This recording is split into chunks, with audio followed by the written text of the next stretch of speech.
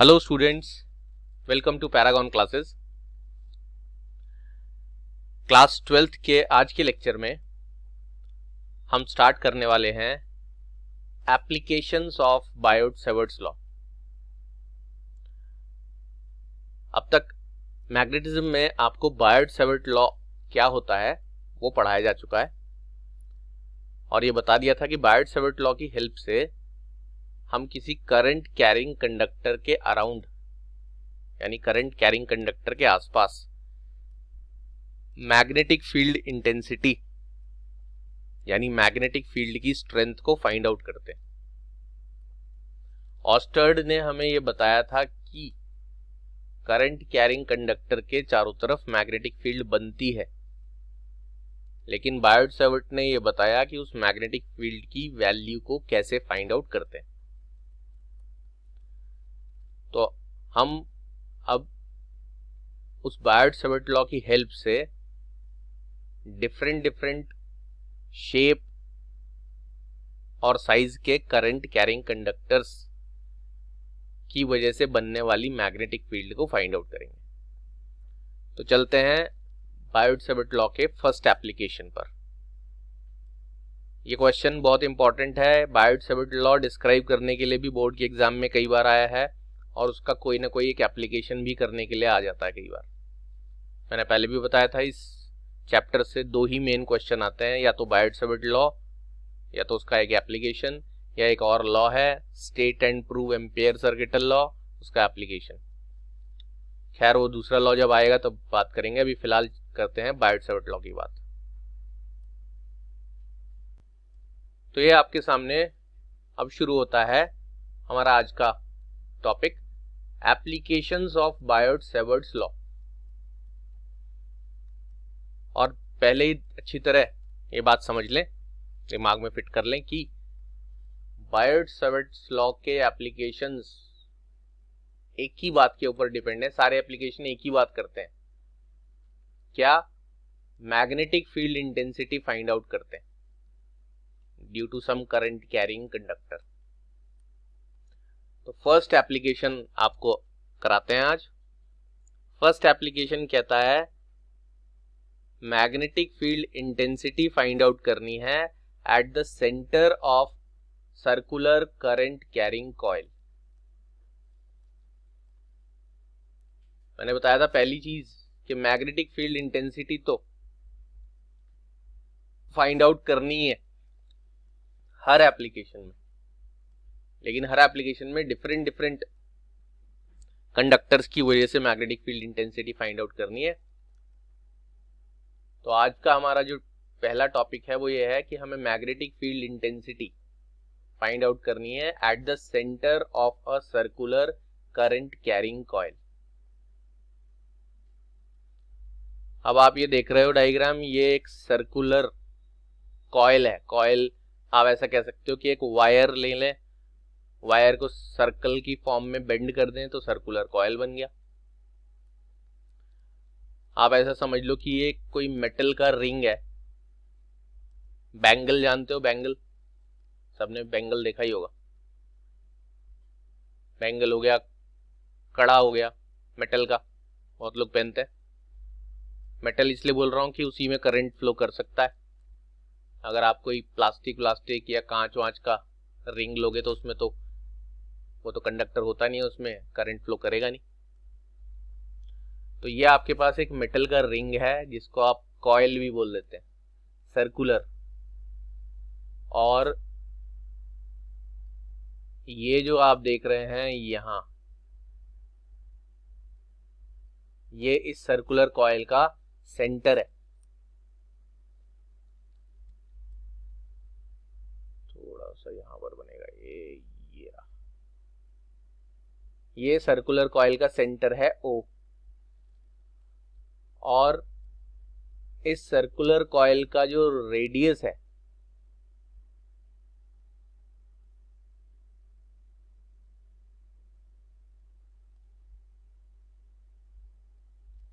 वो small a लिया गया है। वैसे जनरली रेडियस को r से रिप्रेजेंट करते हैं, लेकिन यहाँ इंटेंशनली यानी जानबूझकर इस कॉइल के रेडियस को आर से रिप्रेजेंट नहीं किया है। याद रखें, रेडियस ऑफ कॉइल स्मॉल ए लिया गया है। ऐसा क्यों है वो आपको सेकेंड एप्लीकेशन ऑफ बायट-सैवर्ट्स लॉ में पता चलेगा। तो इसलिए अभी फिलहाल इतना याद रखें कि आपको कॉइल का रेडियस आर नहीं लेना है, स्पेशली उसको स्मॉल ए लेना है। फर्स्ट पार्ट में इतना ही याद रखें, लेकिन सेकेंड एप्लीकेशन में आपको इसका रीजन भी पता चल जाएगा। सेकेंड एप्लीकेशन इसी फर्स्ट एप्लीकेशन का एक्सटेंशन ही है। अब इस कॉइल में करंट फ्लो कर रहा है।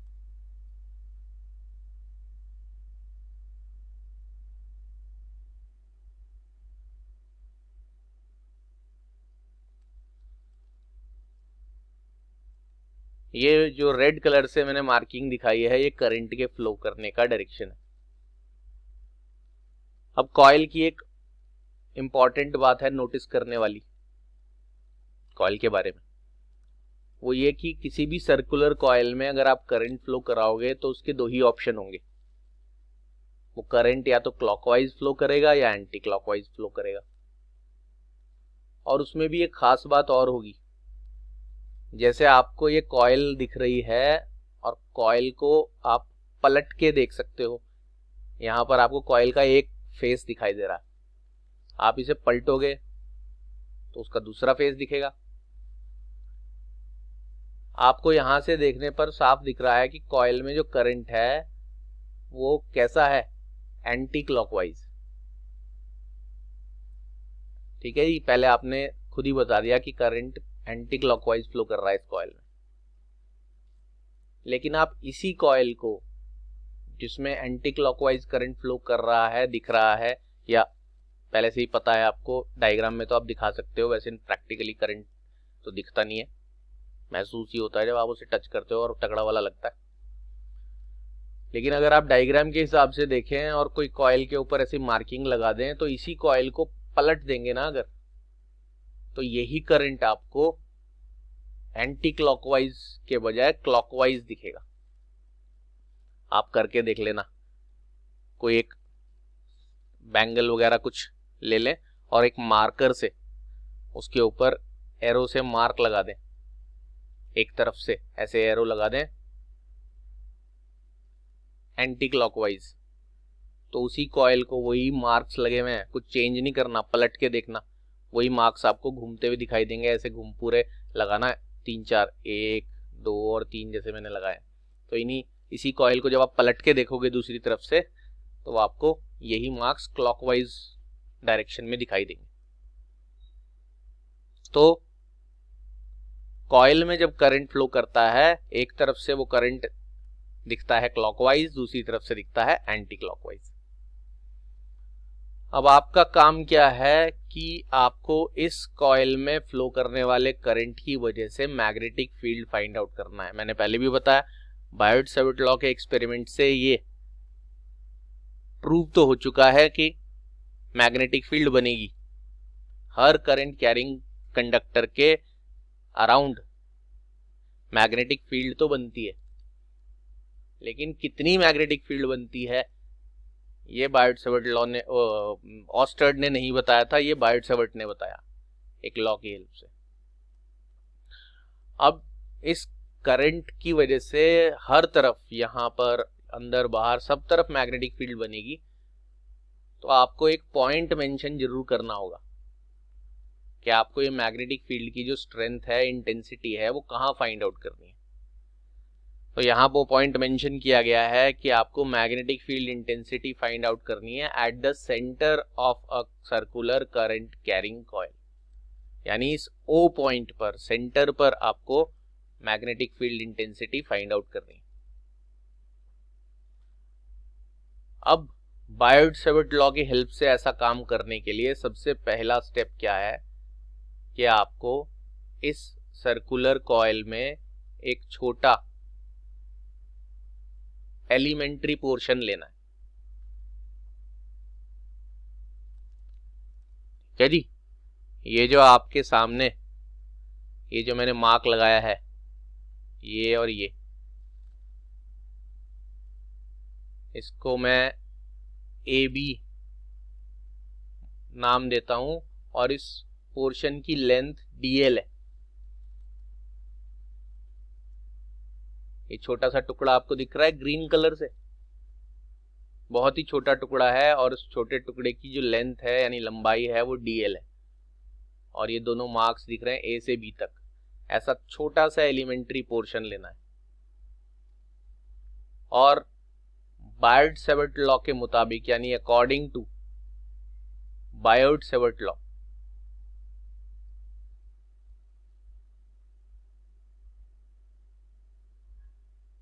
डीबी इस छोटे से टुकड़े की वजह से इस पॉइंट पर मैग्नेटिक फील्ड होती है। और वो कितनी होती है वो आपको पढ़ाई जा चुकी है।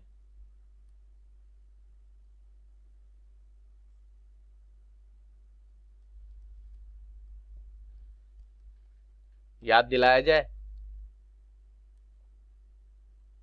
तो याद भी दिला देते हैं। ये रहा, बायट-सेवर्ट लॉ में आपको बताया था कि आपके पास जो भी वायर या कंडक्टर होता है, किसी भी शेप साइज का हो, आप सबसे पहले उसमें छोटा एलिमेंट्री पोर्शन लेते हो और मैग्नेटिक फील्ड इंटेंसिटी को आप बी से डिनोट करते हो। तो पूरे वायर की वजह से मैग्नेटिक फील्ड इंटेंसिटी अगर बी है तो छोटे से टुकड़े की वजह से मैग्नेटिक फील्ड इंटेंसिटी को आपने डीबी से डिनोट किया था। और वो डीबी किस किस के डायरेक्टली और इनवर्सली प्रोपोर्शनल आई थी वो आपको पढ़ा दिया गया था। और उन सबको कंबाइन करके आपके पास ये फॉर्मूला बना था, u0/4 I dl sin theta by r square. ये बायट-सेवर्ट लॉ की हेल्प से फॉर्मूला हम पहले ही डिराइव कर चुके।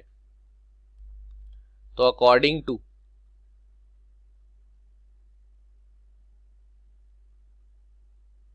BST BSL कहना चाहिए, बायट-सेवर्ट लॉ,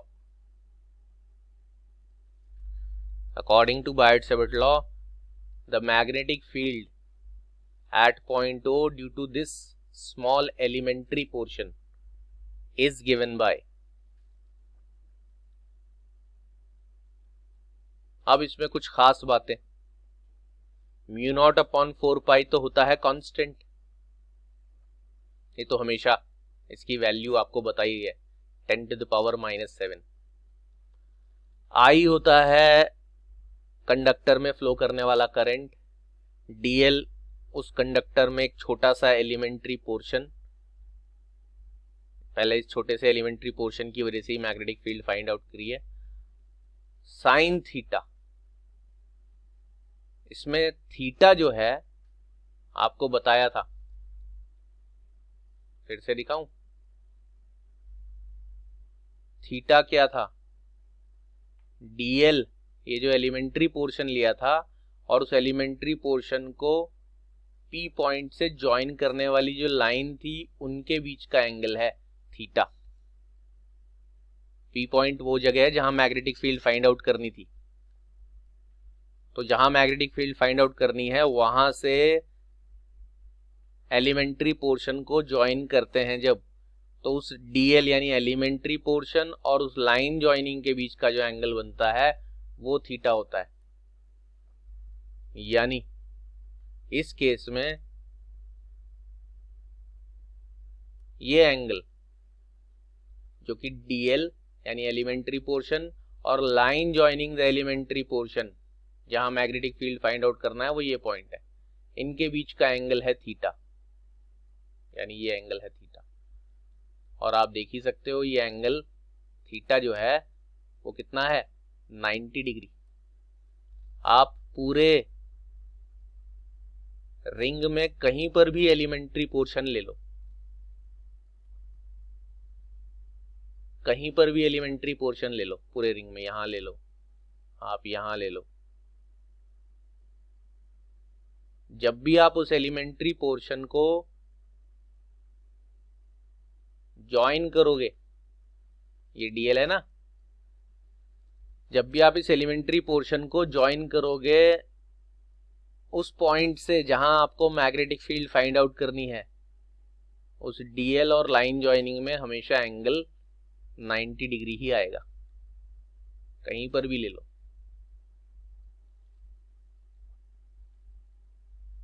तो आपको क्या क्या चीजें इसमें पुट करनी है वो सारी चीजें बना के दिखा दिया।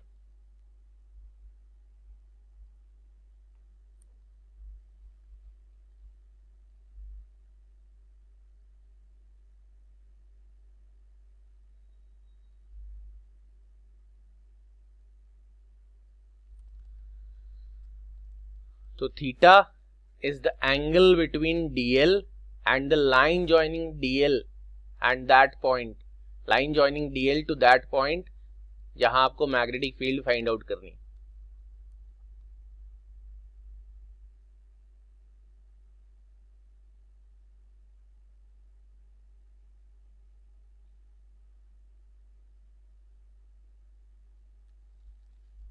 तो थीटा जो हो गया आपका वो 90 डिग्री हो गया।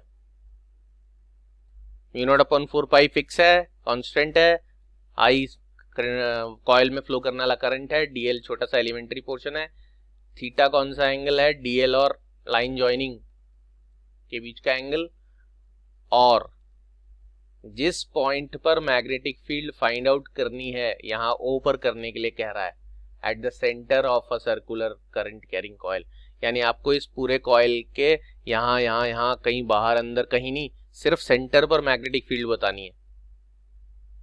ये जो आर होता है ये डीएल से उस पॉइंट तक की डिस्टेंस होती है जहां आपको मैग्नेटिक फील्ड फाइंड आउट करनी है।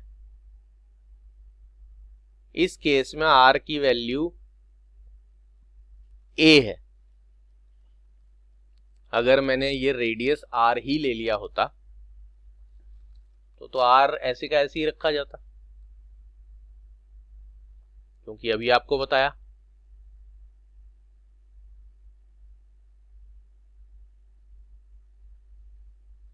क्या डीएल से उस पॉइंट तक का डिस्टेंस आर होता है जहां मैग्नेटिक फील्ड फाइंड आउट करनी होती है।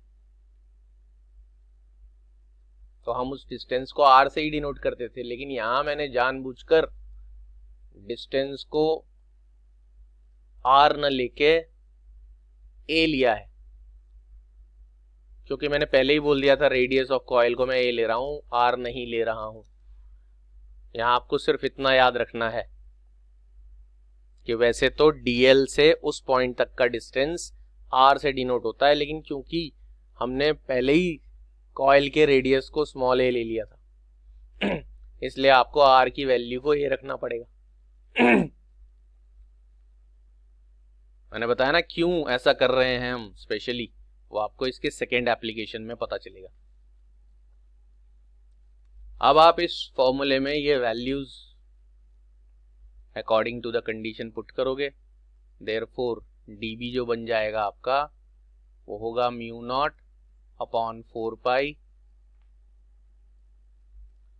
μ0/4π एज इट इज रहेगा, I भी ऐसा ही रहेगा, dl इसमें भी कोई चेंज नहीं। साइन थीटा में थीटा जब आप 90 डालेंगे, साइन 90 की वैल्यू 1 होती है, तो मल्टीप्लाई में 1 आएगा, लिखने की जरूरत नहीं है, और r की जगह आपने a पुट कर देना है। यहां लिख देता हूं सिंस थीटा और since sine 90 is equal to 1। अब ये आपकी मैग्नेटिक फील्ड इंटेंसिटी आ गई इस O पॉइंट पर, लेकिन ये किसकी वजह से आई है, इस एलिमेंट्री पोर्शन की वजह से। अब आप लिखोगे यहां magnetic field intensity at point O, at point O मतलब at the center of circular coil due to complete ring, coil कह लो या रिंग कह लो एक ही बात है, कितनी होगी वो मैग्नेटिक फील्ड इंटेंसिटी,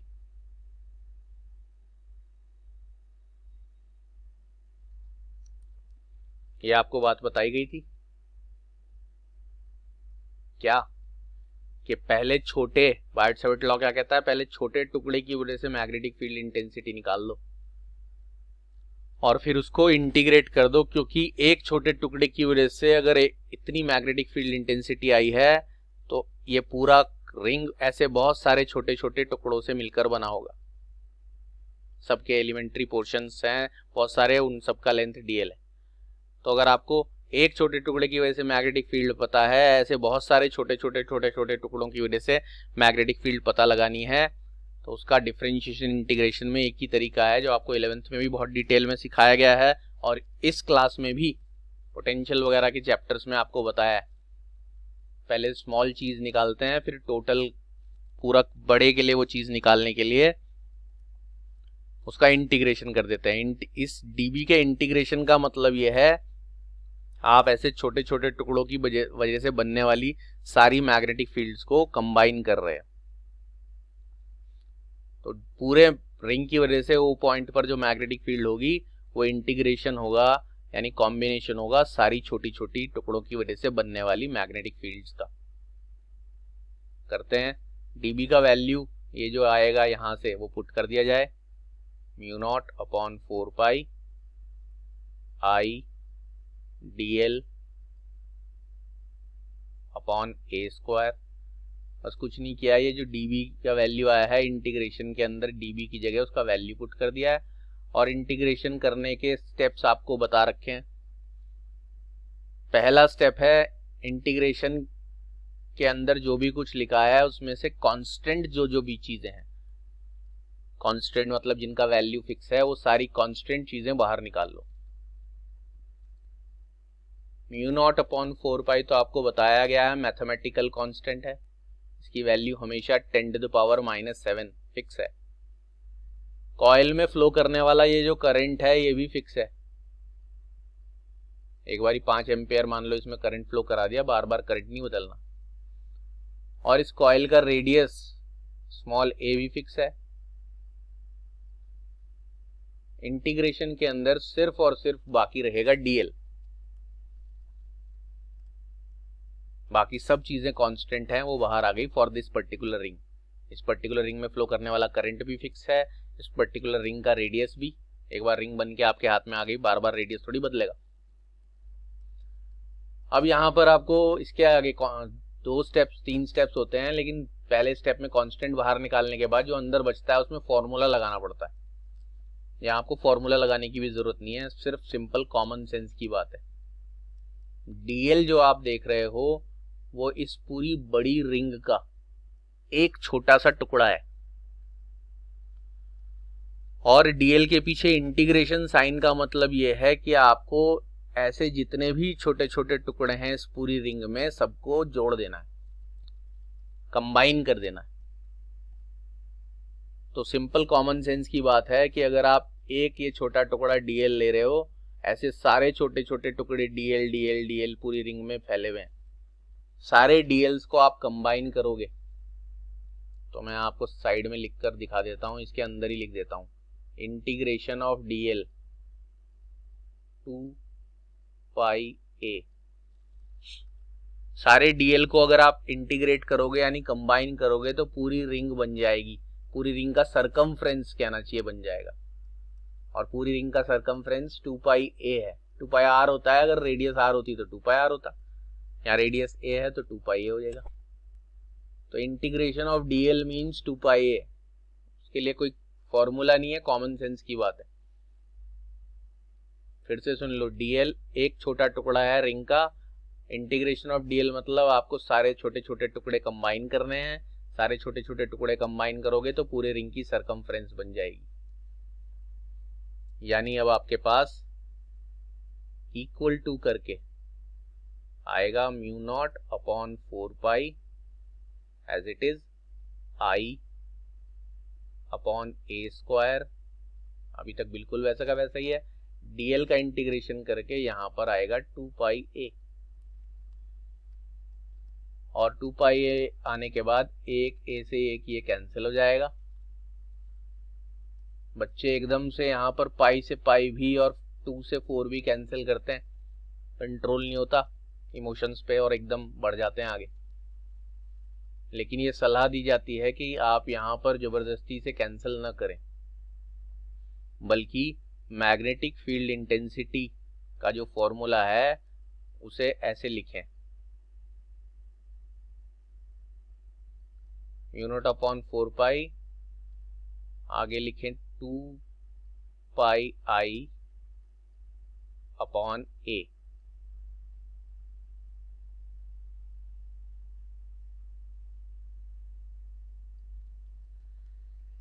ये आई और साथ में 2 पाई न्यूमरेटर में है तो हमने 2 पाई आई लिख दिया, डिनोमिनेटर में सिर्फ ए बचता है तो हमने ए लिख दिया, क्योंकि एक ए से एक स्क्वायर ये वाला कैंसिल हो गया, और mu naught upon 4 pi as it is. इस चाहें तो काट सकते हैं, इसको कैंसिल कर सकते हैं पाई से पाई और 2 से, लेकिन वो फॉर्मूला जो आपके पास बचेगा बनेगा वो फॉर्मूले में फिर म्यू नॉट अपॉन 4 पाई नहीं रहेगा। और अगर आपको ये न्यूमेरिकल वगैरह में सॉल्व करने के लिए आया तो फिर आप म्यू नॉट अपॉन 4 पाई की वैल्यू तो फिक्स है, जानते हो। यहाँ साइड में बता देता हूँ, म्यू नॉट अपॉन 4 पाई की वैल्यू 10⁻⁻7 है। लेकिन अगर आपने फॉर्मूले में ऐसा लिख दिया, देखो मैं लिख कर दिखाता हूँ, बच्चे ऐसा लिखेंगे अगर कैंसिल कर दें तो यहाँ 2 से ये कैंसिल होएगा 4, तो यहाँ 2 बचेगा और पाई से पाई, तो आपको लिखना पड़ेगा b is equal to mu naught by 2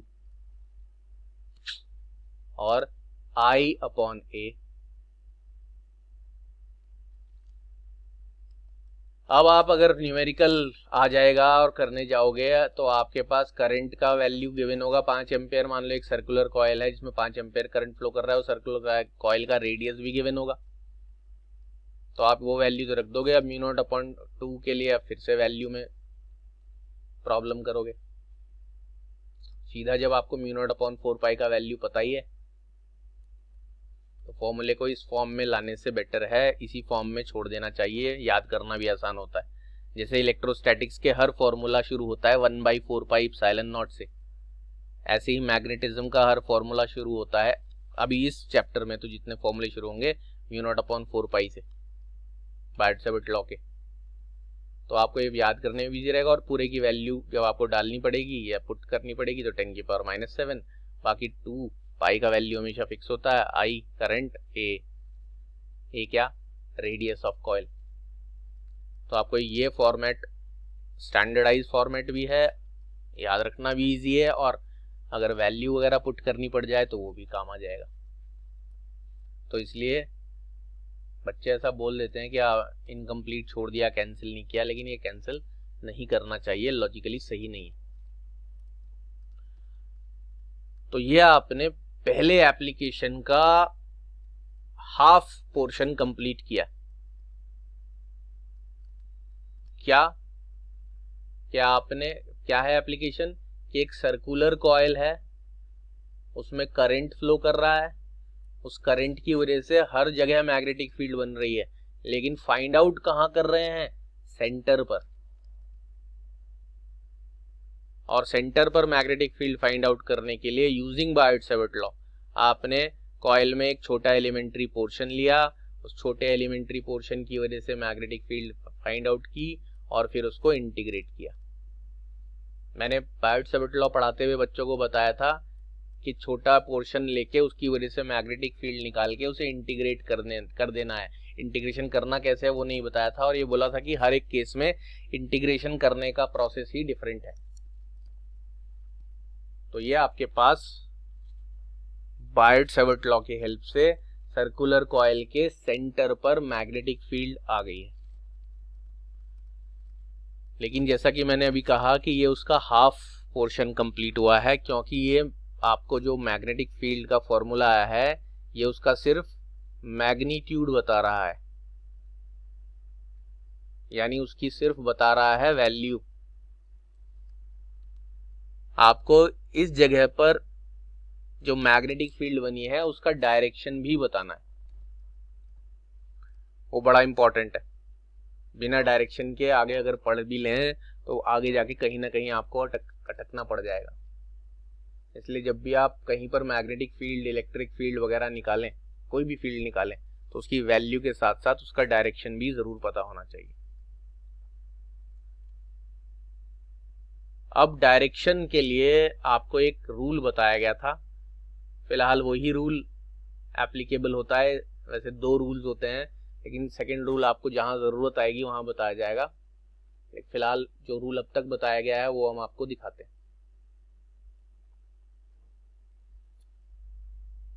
direction के लिए आपको जो रूल बताया गया था उसका नाम था right hand thumb rule.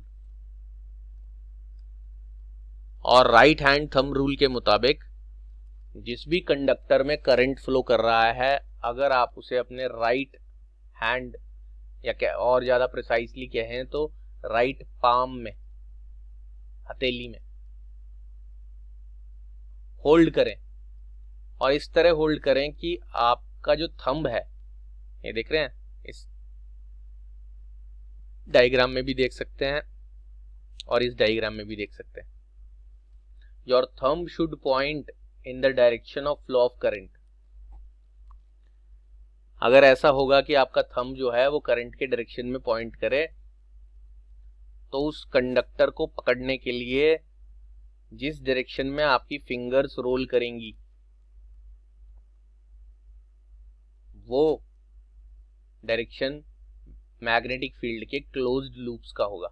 Magnetic field के ऐसे लूप्स बनते हैं, ये जो आप देख रहे हो, देखो ये रेड कलर से जो लूप्स बने हैं सब जगह, ये जो आप सर्कल्स देख रहे हो चारों तरफ, ये मैग्नेटिक फील्ड के लूप्स हैं। ये हमें दिखते नहीं है, लेकिन अगर दिखते तो कैसे होते, दिखती तो इलेक्ट्रिक फील्ड भी नहीं है, वो आपको लाइन से शो किया था। इलेक्ट्रिक फील्ड लाइंस पॉजिटिव से नेगेटिव स्ट्रेट लाइंस बनती हैं, यहाँ पर ये क्लोज लूप्स बनते हैं हमेशा। और ये लूप्स किस तरफ घूमेंगे गोल गोल, देखो आप, अगर ये करंट ऊपर की तरफ जा रहा है तो आप इस थंब को इधर पॉइंट करते हुए, मैंने बताया था, इस कंडक्टर को ऐसे होल्ड करोगे तो आपकी फिंगर्स ऐसे करके आएंगी, तो ये लूप मैग्नेटिक फील्ड के इस तरह से गोल गोल घूम रहे हैं। और किसी भी जगह डायरेक्शन बताने के लिए उस लूप में टेंजेंट बना देते हैं। अगर यही कंडक्टर में करंट ऊपर जाने के बजाय नीचे की तरफ आ रहा है तो आपको थंब नीचे से पकड़ना पड़ेगा, तब आपकी फिंगर्स उल्टी डायरेक्शन में रोल करेंगी। अब ये चीज सर्कुलर कॉइल पर कैसे एप्लीकेबल होती है वो मैं आपको दिखाता हूं।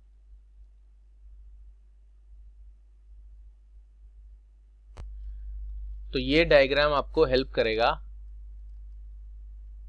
सर्कुलर कॉइल के सेंटर पर मैग्नेटिक फील्ड का डायरेक्शन पता लगाने के लिए। इस डायग्राम में वो जो सर्कुलर कॉइल अभी आपने देखी, जिसका वजह से मैग्नेटिक फील्ड फाइंड आउट किया आपने सेंटर पर, यहां कहीं ये सेंटर है उसका। उस सर्कुलर कॉइल का आपको ऐसा एक फेस दिखाया था, ऐसे आमने सामने आपके। अभी सर्कुलर कॉइल को वर्टिकल के बजाय हॉरिजॉन्टली प्लेस कर दिया है, बस, और कुछ नहीं किया है। और आपको क्या करना है, आपको सर्कुलर कॉइल को कहीं पर से भी उसकी सरकमफ्रेंस से पकड़ना है। बड़ी सी रिंग होगी तो आप आसानी से पकड़ सकते हो, बैंगल है तो उसमें आपको बीच में ऐसे हाथ से पकड़ने में दिक्कत आएगी, तो आप एक बड़ी सी रिंग ले लो, फुटबॉल के साइज की रिंग ले लो, बड़ी सी। अरेंज करना इतना मुश्किल काम नहीं है, मेटल की ना भी हो तो कोई भी साइकिल का टायर ट्यूब जैसी कुछ रिंग। और एक एग्जांपल बताता हूँ, हर घर में कुकर जरूर होता है, किचन में खाना बनाने के लिए मम्मी यूज करती हैं कुकर। उस कुकर में जो उसका ढक्कन होता है, लिड होती है जो, उसमें एक ब्लैक कलर की रिंग लगी होती है। कुकर की बाउंड्री, ढक्कन के यानी लिड के बाउंड्री पर देखना, तो वो आप निकाल सकते हो आसानी से, पूछ कर निकालना परमिशन लेकर। वो एक रिंग जैसी चीज़ है, हाथ में पकड़ी भी जाएगी आसानी से। ऐसा कोई भी आपके घर में रिंग मिल जाए बड़ा सा, और आप इमेजिन कर लो कि उसमें करंट किधर फ्लो कर रहा है, किधर भी फ्लो करे वो एक तरफ से क्लॉकवाइज और एक तरफ से एंटी क्लॉकवाइज दिखेगा ही। मार्किंग लगा लो चाहे तो मार्कर से। अब आपने उस रिंग को कहीं किसी भी जगह से पकड़ना है और आपका थंब जो है वो करंट के डायरेक्शन में पॉइंट करना चाहिए। तो जब आप उसे पकड़ोगे तो जो फिंगर्स हैं वो ऐसे ऐसे, देखो ये ऐसे, पहले हाथ सीधा है, फिर थोड़ा सा बेंड हुआ और फिर पूरा पकड़ लेंगे। तो आप देख रहे हो ये करंट ऐसे, ये जो दिख रहा है ये एंटी क्लॉकवाइज है। अगर इसी डायग्राम को सीधा कर दिया जाए तो आपको यही करंट एंटी क्लॉकवाइज दिखेगा। अगर आप ऐसे कर दोगे इस रिंग को, ठीक है, ये रिंग ऐसे कर दिया इन्होंने बस यूं, तो यही करंट है ऐसे ऐसे, ठीक है। इस रिंग को बस वर्टिकल से हॉरिजॉन्टल ऐसे लिटा दिया है, तो यही करंट आपको इस तरह से दिख रहा है। और जब आप इसे यहाँ से होल्ड करोगे तो आपकी फिंगर्स ऐसे पीछे से यहाँ से बाहर निकल के ऐसे आएंगी, यहाँ से ऐसे, यहाँ से ऐसे। अच्छी तरह दिखाते हैं, देखो। तो सेंटर पर हर तरफ कहीं से भी पकड़ लो आप, आपकी फिंगर्स ऐसे नीचे से ऊपर की तरफ आ रही होंगी इस कंडक्टर को होल्ड करने के लिए। यहाँ इस पोजीशन पर साफ दिख रहा है। जब आप इस कंडक्टर को होल्ड कर रहे हो तो ये आप नीचे से ऐसे पकड़ते हो, आपकी थंब करंट की डायरेक्शन में पॉइंटिंग है। और यही करंट अगर रिवर्स डायरेक्शन में हो जाए तो आपका थंब इधर जाने के बजाय थंब जो है वो इधर हो जाएगा, तो आपकी फिंगर ऊपर जाने के बजाय फिंगर नीचे की तरफ हो जाएंगी जब आप इनको होल्ड करोगे। इससे एक बात इंपॉर्टेंट पता चलेगी, वो ये कि अगर आपकी सर्कुलर कॉइल में करंट एंटी क्लॉकवाइज फ्लो कर रहा है, या जिधर से भी देखने पर करंट एंटी क्लॉकवाइज दिखता है, उस तरफ से सेंटर पर मैग्नेटिक फील्ड सेंटर पर नॉर्मली आउटवर्ड होगी। और अगर इसी को पलट दें तो इसी सेंटर पर मैग्नेटिक फील्ड होगी नॉर्मली इनवर्ड। क्योंकि आपको बताया था कि कॉइल में एक तरफ से यही करंट देखने पर अगर एंटी क्लॉकवाइज दिख रहा है तो इसी कॉइल को अगर आप पलट कर बनाओगे,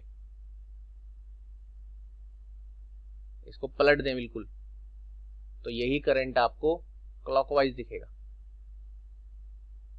और तब ये मैग्नेटिक फील्ड नॉर्मली आउटवर्ड होने के बजाय ये मैग्नेटिक फील्ड नॉर्मली इनवर्ड होगी। इनवर्ड के लिए मैं बल्कि सिंबल बता देता हूं बच्चों को। ये ऐसे क्रॉस लगा दिया तो इसका मतलब यहां मैग्नेटिक फील्ड अंदर जा रही है,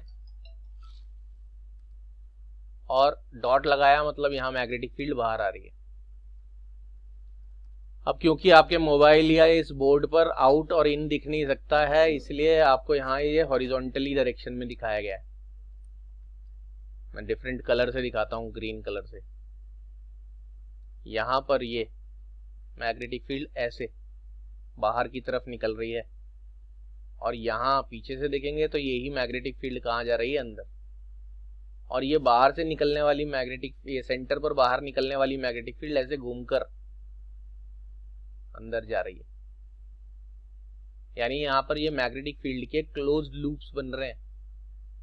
एक तरफ से वो लूप बाहर की तरफ निकल रहा है और दूसरी तरफ से लूप अंदर की तरफ जा रहा है। जो भी लूप यहाँ से ये ऐसे निकलता है, ये घूमकर यहाँ से पूरा बड़ा सा सर्कल बनाकर ये अंदर जा रहा है। तो आपको अब दो बातें याद रखनी है। पहली बात, मैग्नेटिक फील्ड जो सर्कुलर कॉइल के सेंटर पर है, तो सेंटर पर मैग्नेटिक फील्ड होगी सेंटर से नॉर्मली आउटवर्ड अगर करंट आपको दिख रहा है एंटी क्लॉकवाइज। और अगर सर्कुलर कॉइल में करंट क्लॉकवाइज दिख रहा है तो उस केस में सेंटर पर जो मैग्नेटिक फील्ड होगी वो होगी नॉर्मली इनवर्ड, और वो मैग्नेटिक फील्ड जो यहाँ से नॉर्मली आउटवर्ड निकली है वही मैग्नेटिक फील्ड घूमकर पीछे से नॉर्मली इनवर्ड जा रही होगी। इसीलिए आपको यही कॉइल पलट के देखने पर इसी सेंटर पर मैग्नेटिक फील्ड नॉर्मली इनवर्ड दिखाई देती है, क्योंकि मैग्नेटिक फील्ड हमेशा सर्कुलर लूप्स में बनती है। दूसरी बात जो आपको याद रखनी है वो ये कि ये जो कॉइल है इसके दो फेसेस हैं, मैंने बताया। इस कॉइल को पलट के दूसरी तरफ से भी देख सकते हो, ठीक है नहीं। आप कॉइल की बजाय अगर डिस्क ले लें, कॉइल और डिस्क में क्या फर्क है? डिस्क यहां से, उसमें यहां पर खाली जगह नहीं होती डिस्क में, और कॉइल में बस ये रिंग रिंग होता है, बीच में जगह खाली होती है। तो जैसे आप ये समझ लो चपाती है, चपाती में आप एक तरफ घी लगा देते हो, दूसरी तरफ घी नहीं लगाते, तो आप उसको पलट के देख सकते हो किस तरफ से घी लगा है, किस तरफ से घी नहीं लगा है। तो जैसे आप चपाती को पलटते हो ऐसी कॉइल को पलटो, कॉइल में रेंडमली किसी भी तरफ करंट फ्लो करा दो, अगर आप उस कॉइल को चपाती की तरफ पलट के देखोगे तो अगर एक तरफ से करंट क्लॉकवाइज दिख रहा है, दूसरी तरफ से वही करंट एंटी क्लॉकवाइज दिखेगा, पक्का दिखेगा, मतलब फ्लो करेगा, मार्किंग लगा दी तो दिखेगा। तो पहली चीज, जिस तरफ से देखने पर करंट एंटी क्लॉकवाइज दिख रहा है उस फेस पर सेंटर पर मैग्नेटिक फील्ड होगी नॉर्मली आउटवर्ड, और जिस फेस से देखने पर करंट क्लॉकवाइज दिख रहा है वहां मैग्नेटिक फील्ड होगी नॉर्मली इनवर्ड। तो पहली बात याद रखनी है, एंटी क्लॉकवाइज वाली तरफ सेंटर पर मैग्नेटिक फील्ड होगी नॉर्मली आउटवर्ड, क्लॉकवाइज वाली तरफ होगी नॉर्मली इनवर्ड। और दूसरी बात इंपॉर्टेंट क्या याद रखनी है कि हर करंट कैरिंग कॉइल एक बार मैग्नेट की तरह बिहेव करती है। जिसे मैग्नेटिक डाइपोल भी बोलते हैं। और जो फेस से देखने पर करंट एंटी क्लॉकवाइज दिख रहा है वो नॉर्थ पोल है, और जो फेस से दिखने पर करंट क्लॉकवाइज दिख रहा है वो साउथ पोल है। ठीक है बात? ऐसा क्यों है वो भी मैं आपको दिखाता हूं।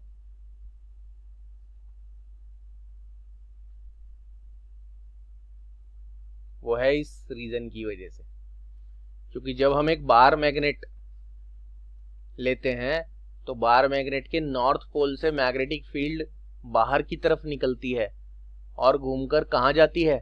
साउथ पोल की तरफ। तो जो आपकी कॉइल है, ये कॉइल, इसमें भी एक तरफ से मैग्नेटिक फील्ड बाहर की तरफ निकल रही है और घूमकर दूसरी तरफ जा रही है। जिस तरफ से बाहर की तरफ निकल रही है वो नॉर्थ पोल हो गया, और जिस तरफ अंदर घूमकर जा रही है वो साउथ पोल हो गया, क्योंकि ये मैग्नेटिक फील्ड की कैरेक्टरिस्टिक है कि वो हमेशा नॉर्थ से घूमकर साउथ की तरफ जाती है।